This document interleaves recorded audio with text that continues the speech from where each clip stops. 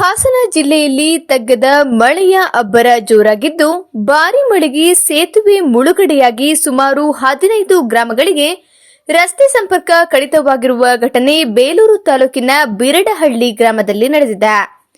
Norway panchayat ಸೇರುವ ಬಿರಡಹಳ್ಳಿ ಗ್ರಾಮದ ಬಳಿ ಹರಿಯುವ ಅಬ್ಬಿಕಟ್ಟೆ ನೀರಿನಿಂದ ಬಿರಡಹಳ್ಳಿ ಸೇತುವೆ ಮೇಲೆ ಅಬ್ಬಿಕಟ್ಟೆಯ ಭಾರೀ ಪ್ರಮಾಣದ ನೀರು ಹರಿಯುತ್ತಿದೆ.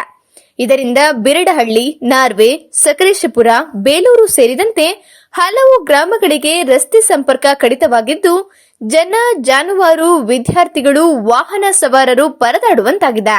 ಜೊತೆಗೆ ಸೇತುವೆ ಮೇಲೆ ನೀರು ಹರಿಯುತ್ತಿರುವುದರಿಂದ ಸೇತುವೆ ಮೇಲೆ ಸಂಚಾರ ನಿರ್ಬಂಧ ಮಾಡಿ ತಾಲೂಕು ಆಡಳಿತ ಆದೇಶಿಸಿದೆ.